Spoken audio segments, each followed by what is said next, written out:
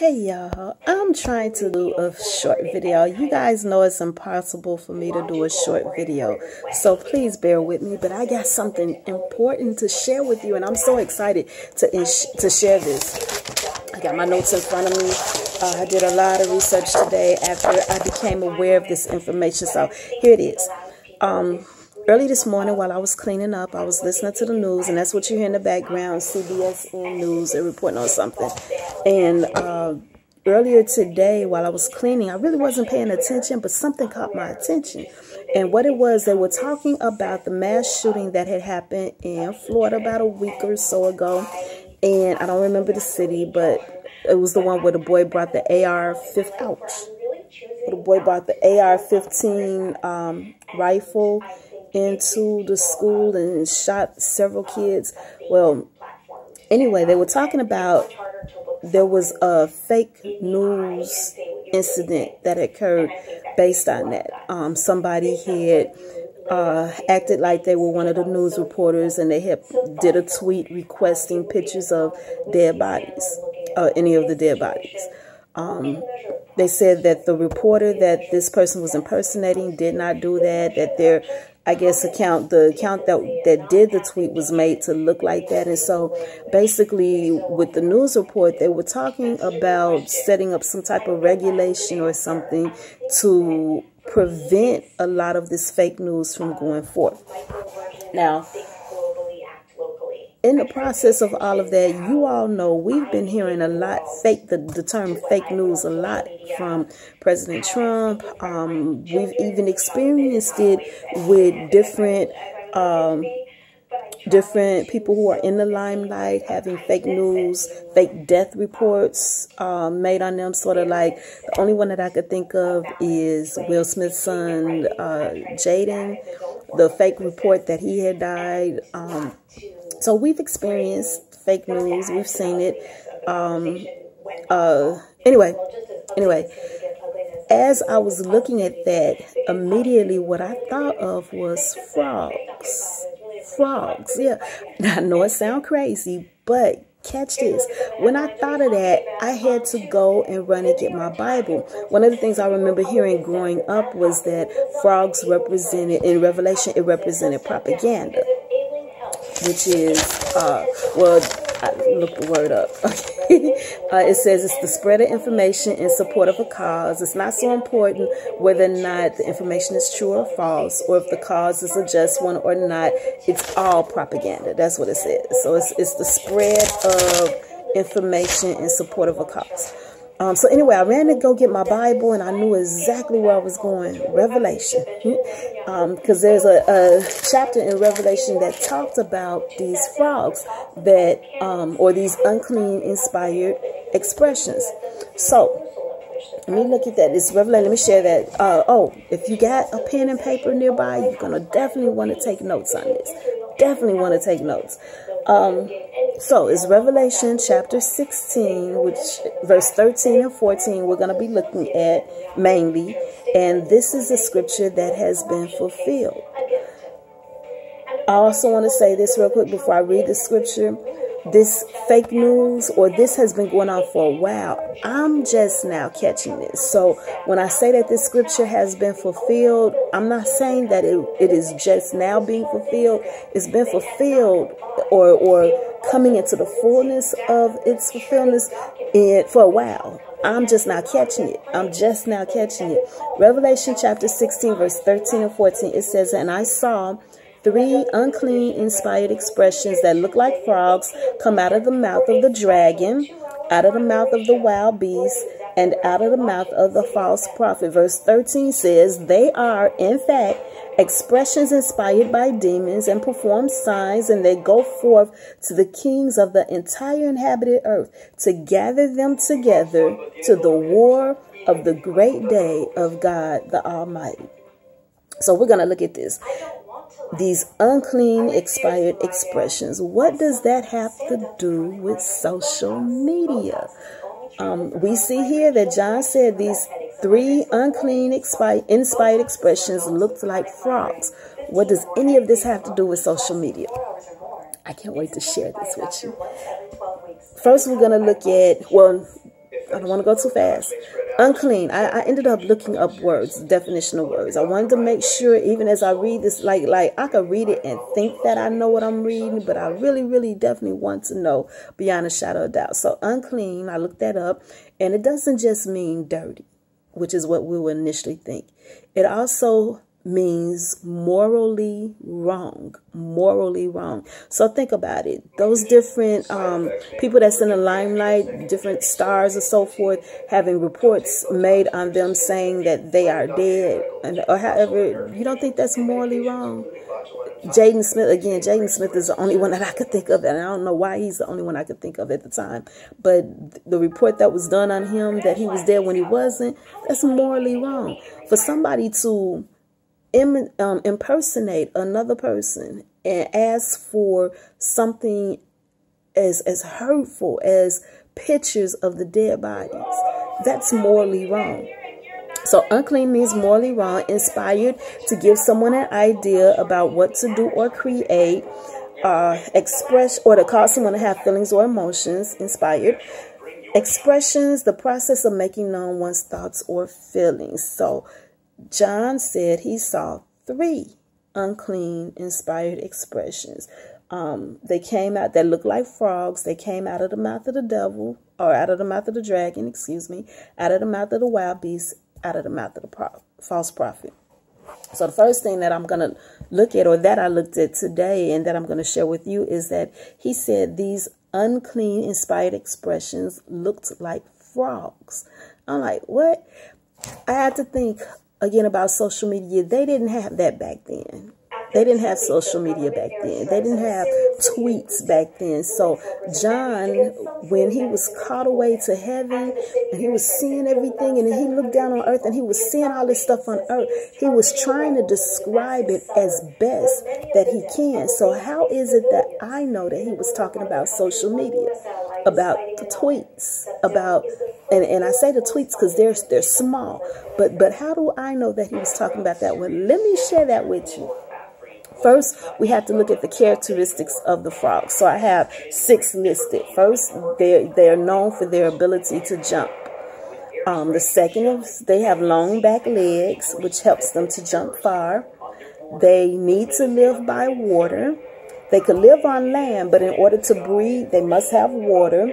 They can see in all directions without even moving their head. Now, see, that was something I didn't know when I wrote that down. And, of course, 6, they're small. So how is this like the social media posts? Twitter, namely, but I don't want to keep calling Twitter out. But Twitter, what makes a tweet stand apart from all of the other social media posts is how small they are. Twitter, a tweet is limited to 280 characters. 280 characters, which is really not that big. So that would be number 6. They're small. Okay, so let's look at this. How is it that I'm saying now that what he saw is the Facebook and the Twitter posts and the social media posts? Number 1, frogs, a characteristic of frogs is their ability to jump. So how do Twitter posts jump, or Facebook posts jump, or Instagram posts jump? Mostly, let me just stick with Twitter, because this is what instigated all of this. How is it that Twitter posts jump? Number 1, they could be retweeted. They could be retweeted. Facebook, again, it could be reposted by somebody else, and not just by that person. It could be shared to somebody else's page, shared to other groups.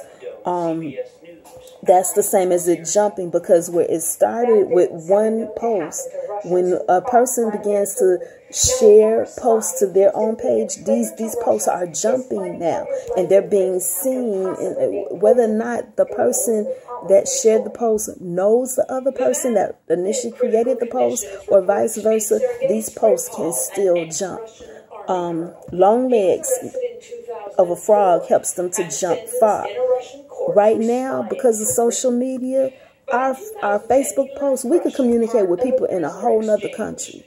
Okay, so yes, they have long legs and that they're able to jump. Again, this is social media being likened to these frogs. Propaganda. need to live by water. Now, this is a tricky one. This is a real tricky one, and this is why I'm so excited to be here today and share this. In order to understand this, need to live by water, how does that coincide with social media? What does water have to do with social media?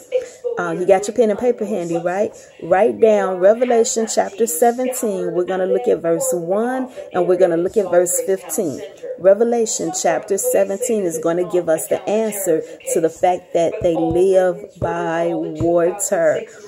Verse 1, I'm going to read this for you. It says, and one of the 7 angels that had the 7 bowls came and spoke to me, saying, come, I will show you the judgment upon the great harlot who sits on many waters.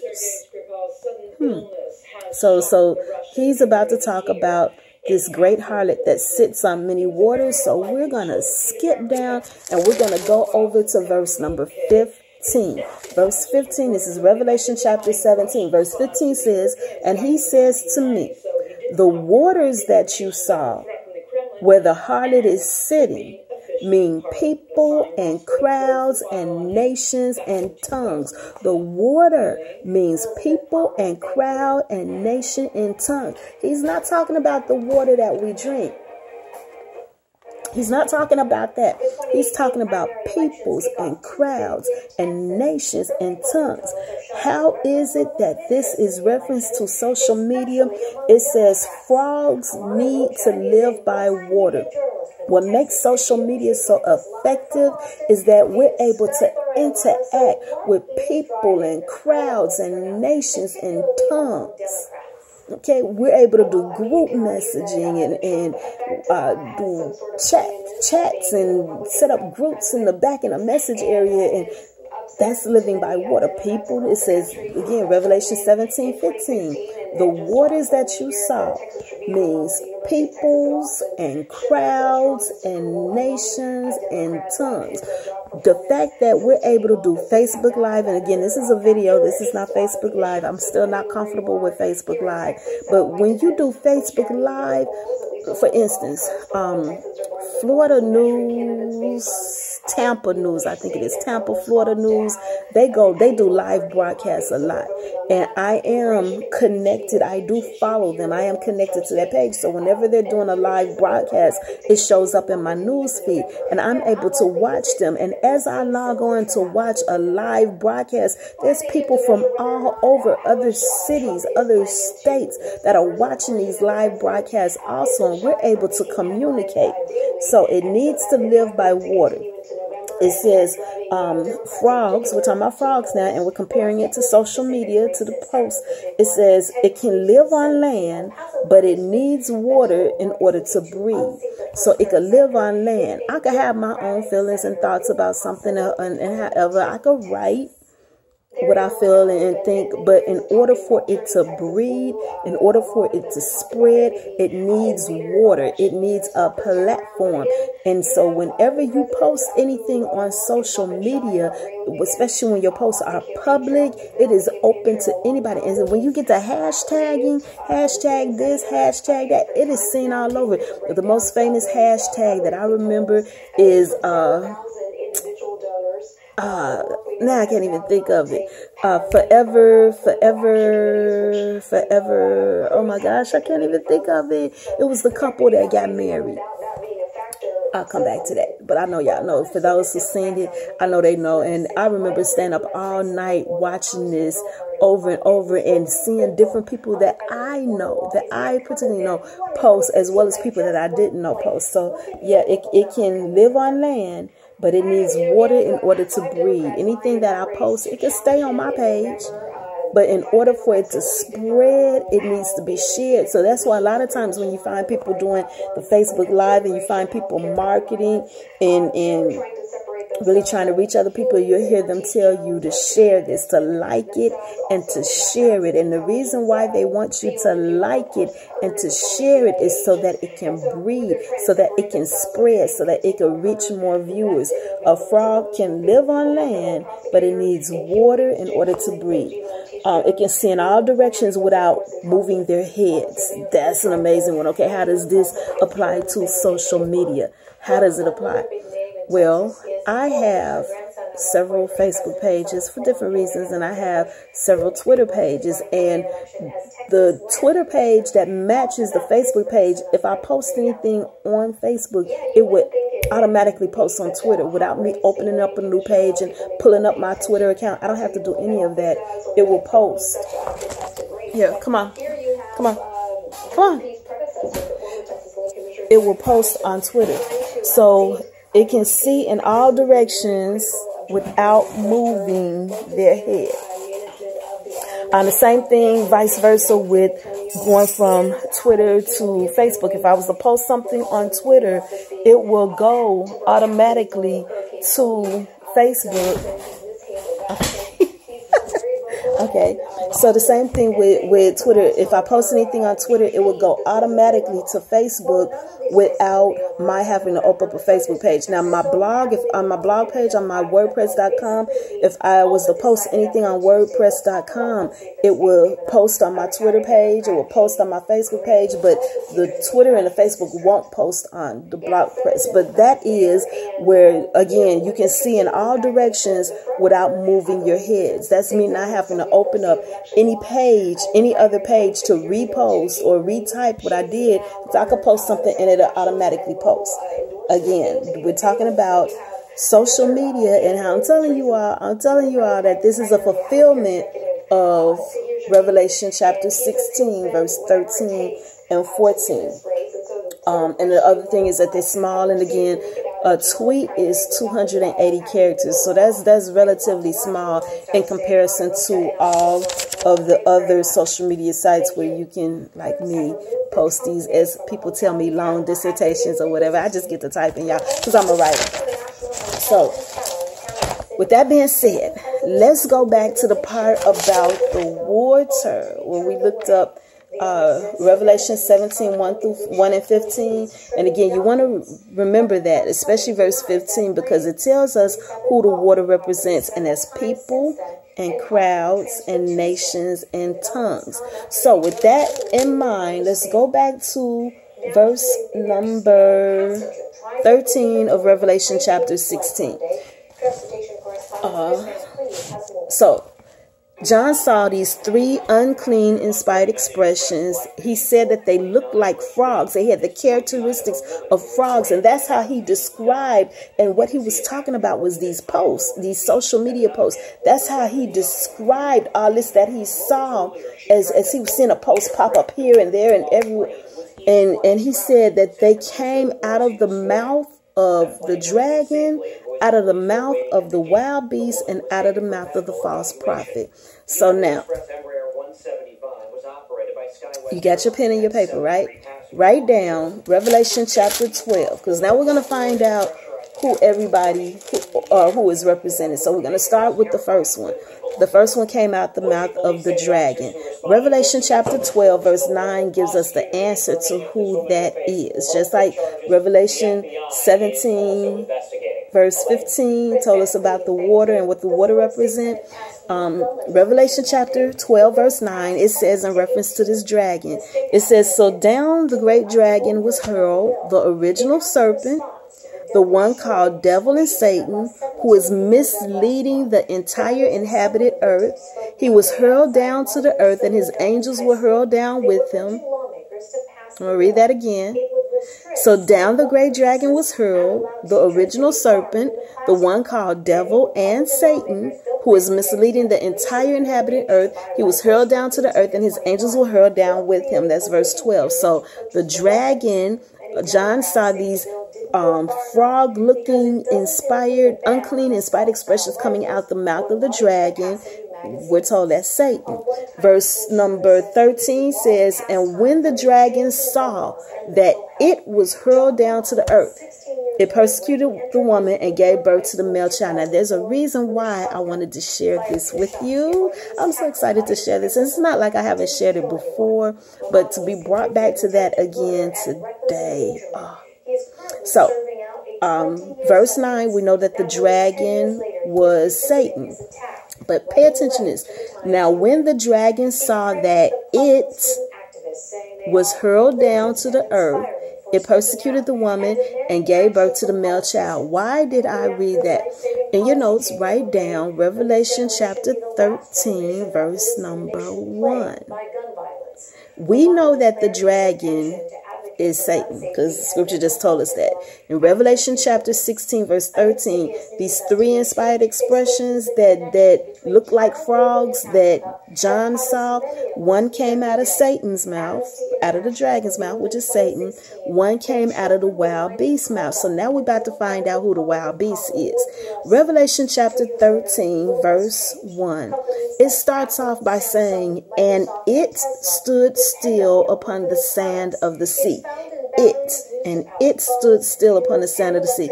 Who are we talking about? You go back to Revelation 12:13, when the dragon saw that it was hurled down to the earth. It persecuted the woman and gave birth to the male child. So this it that we're talking about in Revelation 13:1 is the dragon, is Satan. It stood still upon the sand of the sea. Okay, you ready? You ready for this breakdown? It stood still upon the sand of the sea. What's so special about that? And then it's like everything stops there, and you no longer talk about Satan. He starts talking about other, but that is a key verse. And here's why. It's a key verse to understanding who the wild beast is. So here it is. I'm so excited about this. And it stood still upon the sand of the sea. Revelation 17:15. Remember, the water represented peoples and crowds and tribes and tongues. So now let's look at this sea.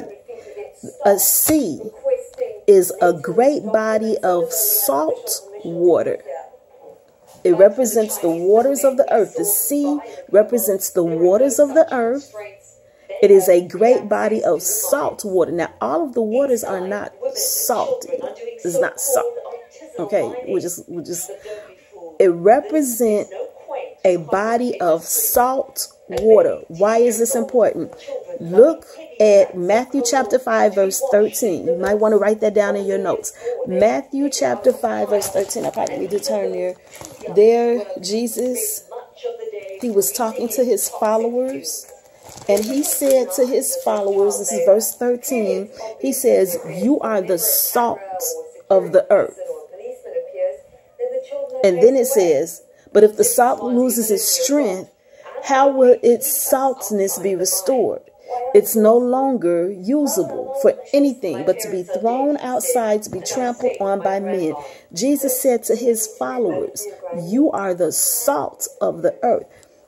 Let's go back to these waters. The sea is salt water. The water represents peoples and tribes and nations and tongues. So the water, we're talking about water. Now in this verse in Revelation 13, we're talking about a specific water now. We're talking about the seas, which is a great body of salt water. Jesus said in Matthew chapter 5, verse 13, to his followers, you are the salt of the earth.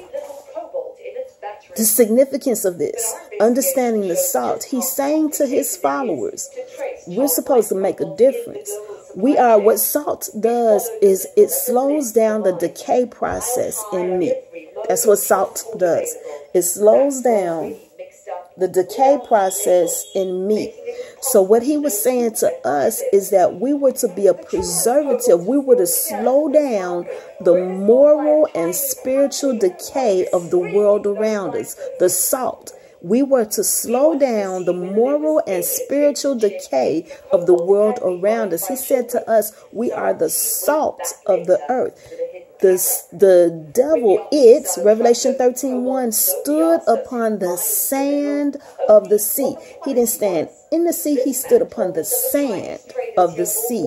The sea, salt water, people's, tribes, nation, and tongue. The fact that it was salt, we was talking about, Jesus was talking about his followers. His followers. Why is this so significant? Why do I keep going over this? Jeremiah chapter 5, verse 22. Jeremiah chapter 5, verse 22. Jeremiah chapter 5, verse 22. You're going to write this down. You're going to want to look at this. Verse 22 says, do you not fear even me, is the utterance of Jehovah? Or are you in no severe pains, even because of me, who have set the sand as the boundary for the sea, an indefinitely lasting regulation that it cannot pass over? Although its waves toss themselves, still they cannot prevail. And although they do become boisterous, still they cannot pass over it. God set the sand as a barrier for the sea, and it was not to pass over. God set the sand as a barrier for the sea, and it was not to pass over. God set the sand as a barrier for the sea, and it was not to pass over. The devil stood on the sands of the sea. That barrier was set to protect us. That barrier was set to keep us safe. It says in verse 22 that it is an indefinitely lasting regulation that it cannot pass over. It says again, he set the sand as a boundary for the sea. A boundary. So now it stood upon the sand of the sea. The sea, salt water, the salt, a preservative, the water, peoples, nations, tribes, tongues, peoples, groups, tribes, tongues, nations, groups, tribes, tongues.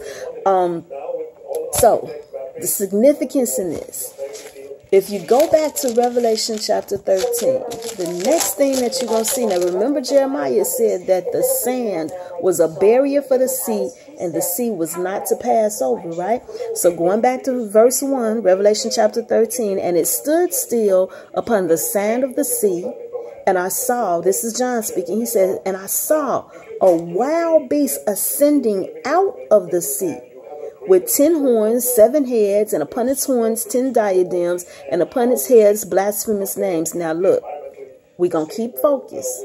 We're not going to talk about the 10 horns right now. We're not going to talk about the 7 heads right now. We're not going to talk about the 10 diadems or the blasphemous names right now. We're going to talk about the fact that this wild beast came up out of the sea. Remember the sea, the sand was a barrier. Remember that the devil was standing still because he couldn't touch. He was standing still on the sand of the sea, the sand being a barrier. Verse 2 of Revelation chapter 13 says, now the wild beast that I saw was like a leopard, but its feet were as those of a bear, and its mouth was as a lion's mouth. And the dragon gave the beast its power and its throne and its great authority. This wild beast got its power, its throne, its authority from the dragon. This wild beast came up out the sea. We're not going to touch all that other stuff, all the descriptive stuff yet.